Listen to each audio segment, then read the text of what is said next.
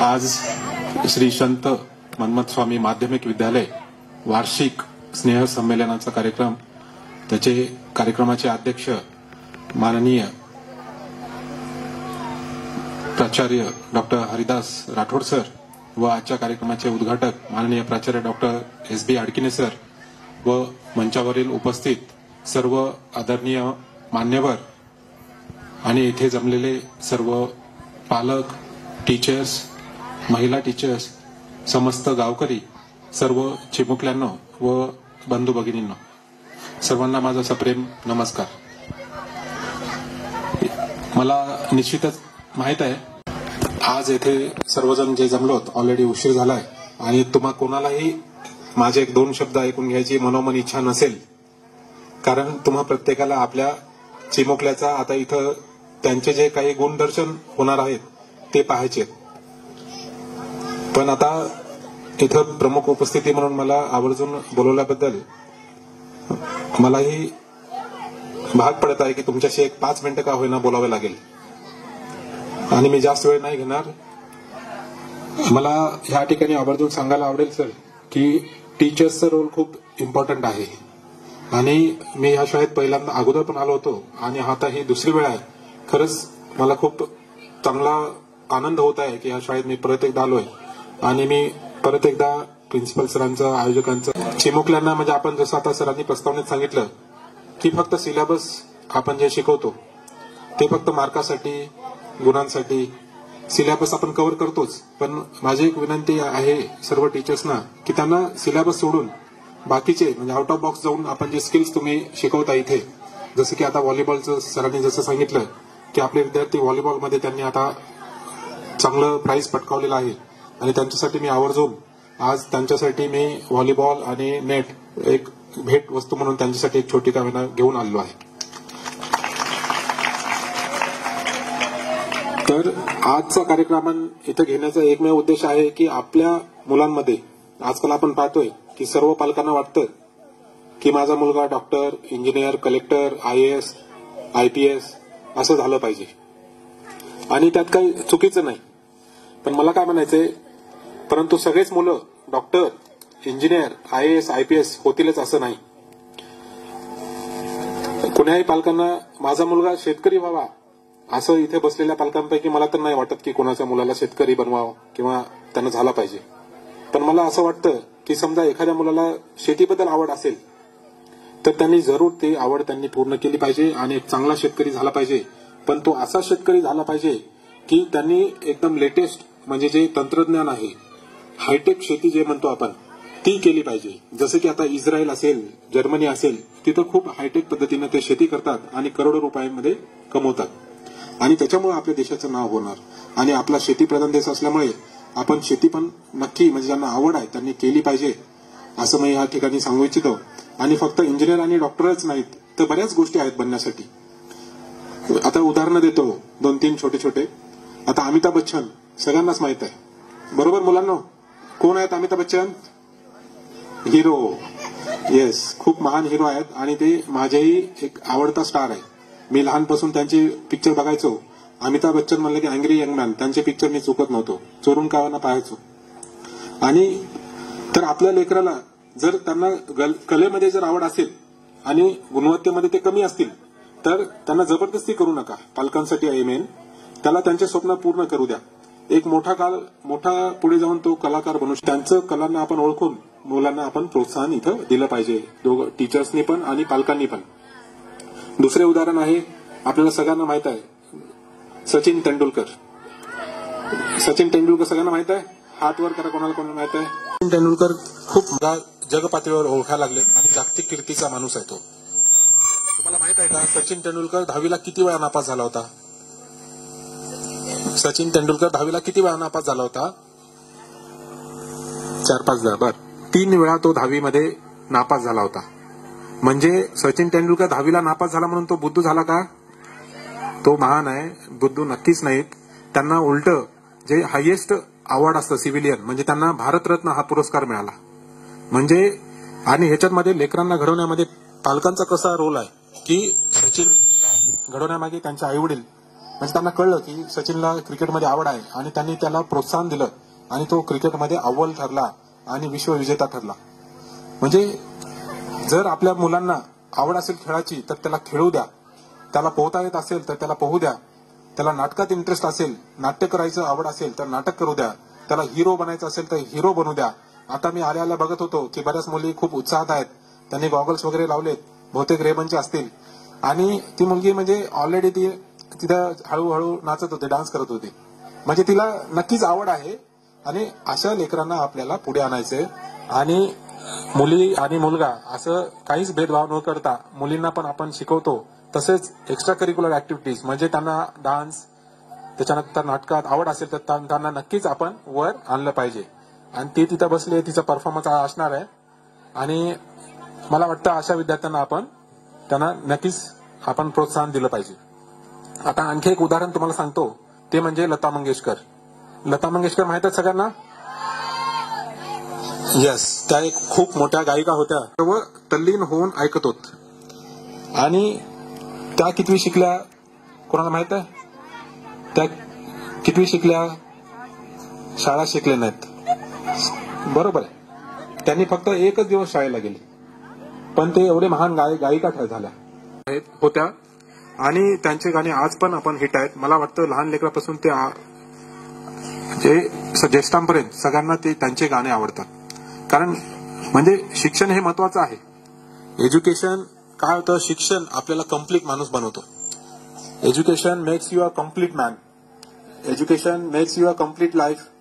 म्हणजे आता त्याचं एक ज्वलंत उदाहरण सर तुमच्या समोरच आहे.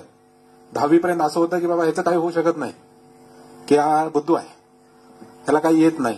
पण एकदा जेव्हा डॉक्टर दिलीप पुंडे सर शाळेत आले मजा आणि त्यांनी एक भाषण दिलं आणि तेव्हा आपण ठरवलं की अरे आपण पण मोठं व्हायचं. आणि आज MBBS झालं, MD झालं, LLB झालं, 7-8 डिग्र्या घेतल्या आणि तुमच्या समोर जे उभा आहे हे फक्त शिक्षणामुळे झालं. पण मला आवड होती म्हणून. आणि जर तुम्हाला एखादी गोष्ट आवडत असेल तर त्या गोष्टीत तुम्ही तुमचं 100% दिलं पाहिजे. आणि तुम्ही डॉक्टर, IAS, IPS नक्कीच व्हाल. मोठे मोठे स्वप्न बघितले पाहिजेत आणि त्याच्याकडे वाटचाल केली पाहिजे. आता परत एक उदाहरण देतो, म्हणजे रजनीकांत. रजनीकांत माहित आहेत? कोण आहेत? हिरो. ते कोण होते माहित आहे का? कोण होते? अगोदर सुरुवातीला काय करायचे? ते एक बस कंडक्टर होते. रजनीकांत हे आपल्या महाराष्ट्राचे भूमिपुत्र आहेत, एक बस कंडक्टर आहेत. त्यांना एका इंटरव्ह्यू मध्ये विचारलं की साहेब तुम्हाला काय वाटतं, तुम्ही तमिळनाडू बद्दल सांगा. तो स्वतःला आता तमिलियन मानतो. तो म्हणतो की मी तमिळनाडूचा आहे. आणि का? तर त्यांनी ज्या भूमीमध्ये कष्ट केलं, काम केलं आणि त्यांना तिथं लोकांनी एवढं डोक्यावर घेतलं, सुपरस्टार केलं तिथला, आणि उलट भारत देशात ते सुपरस्टार आहेत. तर त्यांनी कधीच म्हणजे ते विसरले नाही. किती मोठे झाले तर आपल्या जमिनीसाठी, आपल्या मातीसाठी, आपल्या गावासाठी, आपल्या देशासाठी आपण काहीतरी देणं लागतं, त्याच्यासाठी ते तिथं आहेत. आणि आताही ते मेहनत करतात.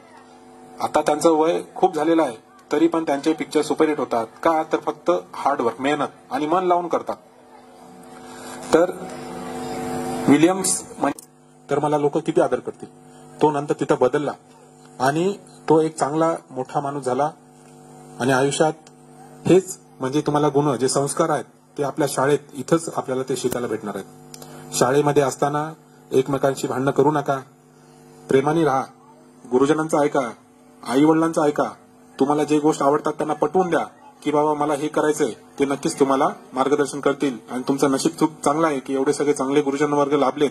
कारण मी याच्या अगोदर पण आलेलो होतो आणि मला माहित आहे की कांबळे सर असतील आणि सर्व शिक्षक वृंद आपल्या शाळेचे खूप मेहनत घेत आहेत की तुम्हाला स्पोर्ट्समध्ये पुढे घेऊन जायचं, अभ्यासामध्ये आणखी इतर गुण तुमचे जे आहेत. आता ते आपण सावित्रीबाई फुलेच्या प्रसंगी आपण जे चिमुकले भाषणं केली, खूप चांगलं भाषणं. म्हणजे कोणी भाषणात अव्वल आहे, कोणी कला म्हणजे ऍक्टिंग मध्ये चांगला आहे. म्हणजे आता ह्या नाटकामधून आपण काय शिकलो? जसं विलियम शेक्सपियर म्हणतात, म्हणजे हे नाटक एक ड्रामा आहे. म्हणजे कसं आहे, नाटकामध्ये कधी सुख येतं, दुःख होतं, इमोशन्स असतात, कधी आपण हसतो, खेळतो. हे जीवन पण तसंच आहे, एक नाटकासारखं आहे. तुम्ही ते चांगलं जगलं पाहिजे, आनंदी राहिलं पाहिजे. महात्मा गांधी म्हणतात की आता जसा हा दारुड्या होता, महात्मा गांधी काय म्हणायचे, अगोदर तिथं काय होतं, पनिशमेंट थेरी आपण म्हणतो सर, की एखाद्याचा आपण डोळा फोडला की म्हणजे त्यांना आपला डोळा फोडला की आपण जाऊन त्याचा डोळा फोडायचा. पण महात्मा गांधी म्हणले आय फॉर आय, म्हणजे डोळ्याला डोळा जर आपण फोडत बसलो तर पूर्ण जग आंधळ होऊन जाईल. म्हणून द्वेष बाळगू नका. आणि प्रत्येक माणूस हा वाईट नसतो, त्यांच्यात काही गुण असतात ते आपल्याला काढून टाकायचे आणि त्या माणसाला संधी दिली पाहिजे चांगलं बनण्याची. आणि इथं जसं दारुड्याला आपण एक संधी दिली त्याला आणि तो चांगला झाला, यालाच आपण रिफॉर्मेटिव्ह थेरपी म्हणतात. म्हणजे परत त्याला एक चान्स देऊन सुधारण्याचं. आता वाल्मिकी झाले नसते जर त्यांना म्हणजे ते पण अगोदर त्यांचं म्हणजे पास्ट चांगलं नव्हतं, पण ते ऋषी झाले का? तर प्रत्येकाला आयुष्यात संधी मिळते आणि तुम्हाला तर ही सुवर्ण संधी आहे. तुम्ही शाळेत आहात, संस्कार चांगले मिळत आहेत आणि गुरुजनांचा आदर नक्कीच तुम्ही कराल, यात काही अवघड नाही. या ठिकाणी मी एवढे सांगू इच्छितो किंवा विनंती करतो की मुलामध्ये जे गुण आहेत ते गुण विकसित होऊ द्यात, त्यांना प्रोत्साहित करा, जेणेकरून ते त्या त्या क्षेत्रात नंबर 1 असतील. कोणी अमिताभ बच्चन बनेल, कोणी रजनीकांत बनतील, लता मंगेशकरजी बनतील किंवा कोणी सचिन तेंडुलकर नक्कीच बनतील. हे सगळं बघत असताना म्हणजे आजचा जो कार्यक्रम म्हणजे कांबळे सर जे सूत्रसंचलन करत आहेत आणि आपल्या मुलांचा उत्साह बघून खरंच मला खूप आनंद होत आहे. आणि आणखी एक या ठिकाणी बाब सांगतो की जे पण मोठे लोक झालेत ते खूप म्हणजे गरीब घरातनं आलेले आहेत. खेड्यापाड्यातलेच विद्यार्थी हे पुढे जाऊन खूप यशस्वी होतात, हे मी इथं 100% सांगू शकतो. खेड्यामध्ये जे आपण वाढतो आणि मलाही प्रत्येक शाळेत बोलवलं की मला जायला आवडतं का, तर मी पण एक खेड्यातनं आपल्या जिल्हा परिषद शाळा माध्यमिक शाळेतनं शिकून वर आलेलो आहे आणि मला वाटतं की खेड्यातलेच विद्यार्थी खूप चांगलं आयुष्य म्हणजे जगू शकतात आणि ते खूप मोठं बनू शकतात. आणि त्याचं एक ज्वलंत उदाहरण म्हणजे माननीय APJ अब्दुल कलाम सर. अब्दुल कलाम ते खूप गरीब होते. त्यांच्या आई वडिलांनी त्यांना प्रेरणा दिली अभ्यास करायची आणि ते मिसाईल मॅन झाले, म्हणजे ते एक ग्रेट सायंटिस्ट झाले. म्हणजे हे आपण आपल्याला घ्यायचं आहे की आपण एखादी गोष्ट ठरवली तर तुम्ही 100% ती गोष्ट करू शकता. आणि आता एक जास्त वेळ न घेता एक मोबाईलचं जे प्रमाण आहे मुलांमध्ये जे वाढत चाललेलं आहे किंवा पेरेंट्समध्ये पण आहे सगळेच. आता अमेरिकन इन्स्टिट्यूट ऑफ पिडियाट्रिक्स ते काय म्हणतं की आपण दिवसा एक माणूस सर दिवसा 250 वेळा आपण मोबाईल बघतो आणि ते खूप हानिकारक आहे. त्याच्यामधून एक्सरे मधून आपल्याला रेडिएशन मिळतात. फोन जास्त आणि घेऊन आपण बरेच जण फोन घेऊन आपण झोपतो, ते चुकीचं आहे. त्याच्यामुळे रेडिएशन येत आहेत. फोन 15 फीट लांब ठेवलं पाहिजे मुलांपासून. पालकांना एक मेन सूचना आहे.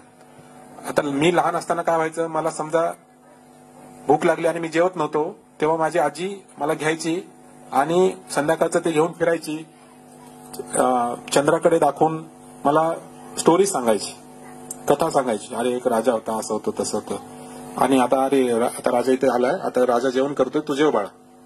आणि आता काय व्हायलंय म्हणजे तेव्हा आपली आई असेल आजी असेल आपल्याला स्टोरी सांगायच्या आणि आता काय व्हायले लेकरू रडायले, आता त्याला जीव घालायचे तर काय देतो आपण त्याच्या हातात, मोबाईल. तो मोबाईल शिवाय त्यांना जेवत नाही. आता बरेच पेशंट माझ्याकडे येतात, आपल्याकडे लाईट माझ्यावर पडत आहे, तर मला काय वाटतं आता मोबाईल मधून पण लाईट पडते अशी, त्याला ब्ल्यू लाईट म्हणतो आपण, ते मुलांच्या डोळ्यावरती पडत राहते आणि त्याला काय वाटतं हे आता दिवसच आहे, ते झोपतच नाही. रात्री 1, 2, 3 वाजे पण लेकरं झोपत नाही. त्याचं कारण हेच आहे. आणि आपल्या शरीरामध्ये एक हार्मोन असतो डोपामाइन आणि मेलॅटोनिन. म्हणजे 5 वर्षाचा आहे सर, माझ्या पोराला लय डोकं दुखायले, सिटी स्कॅन करायचे. ह्याचं एकमेव कारण हेच आहे की मोबाईल लेकरांना देऊ नका. आणि लेकरांना पेरेंट्स आणि आता त्याच्यात सगळे आपण बरेच आता उच्च शिक्षित लोक मुलांना वेळ देऊ शकत नाहीयेत. पण मला वाटतंय सर की क्वालिटी टाइम आणि क्वांटिटी टाइम, म्हणजे बरेच पेरेंट म्हणतात की अरे आम्ही वेळ देतो पण 5-10 मिनिटं आपण फक्त देतो, त्याच्या पलीकडे देत नाही.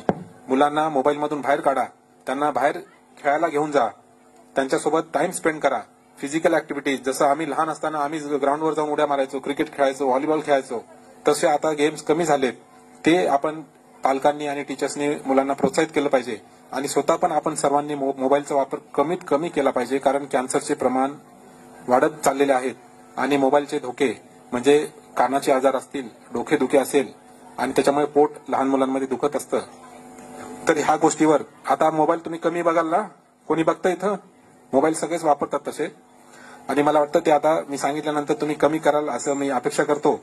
आणि टीचर्सला एक मी विनंती करतो की त्यांनी म्हणजे त्यांचे एक म्हणजे जे टीचर्स आपला असतो गुरु म्हणजे आपण आता मला त्याच्यासाठी एकच मेसेज द्यायचा आहे की टीच चिल्ड्रन्स हाऊ टू थिंक. आपण कसा विचार करायचा हे शिकलं पाहिजे. आणि फक्त सिलेबस म्हणजे अरे हे क्वेश्चन 5 मार्क त्या क्वेश्चन 10 मार्कासाठी आला म्हणून त्याला आपण पाठांतर करून एक्झाम लिहायचे नाहीत. अभ्यास तर करायचाच आहे तुम्हाला, कारण मार्क्स मॅटर करतात. 11वी 12वीचे मार्क्स तुम्हाला पुढे मदत करतात. पण त्याच्या पलीकडे पण जाऊन आपल्याला जे आवड आहेत गोष्टी आवडतात त्या सगळ्या गोष्टी तुम्ही करायला पाहिजेत आणि तुम्ही करायला याची मी अपेक्षा बाळगतो. आणि इथे आणखी तसं तर म्हणजे भरपूर काही आहेत पॉइंट्स, पण आता वेळ होत चाललेला आहे आणि मला माहित आहे की सर्व आता कंटाळलेले आहेत. मला इथं म्हणजे शाळेने आयोजकांचं, प्रिन्सिपल सरांचं, सर्व गुरुजन वर्गांचं आणि उपस्थित मान्यवरांचं मी आणि सगळ्या गावकऱ्यांचं मी खरंच मनापासून आभार व्यक्त करतो की मला इथं शाळेतर्फे मला बोलवण्यात आलं प्रमुख उपस्थिती म्हणून. माझा यथोचित सत्कार केला त्याबद्दल खरंच मी धन्य झालो. आणि मी माझ्यातर्फे सर्व शाळेला, टीचर्सना, पेरेंट्सना, विद्यार्थ्यांना खूप खूप पुढील वाटचाली शुभेच्छा देतो आणि माझे 2 शब्द थांबवतो. जय हिंद, जय महाराष्ट्र.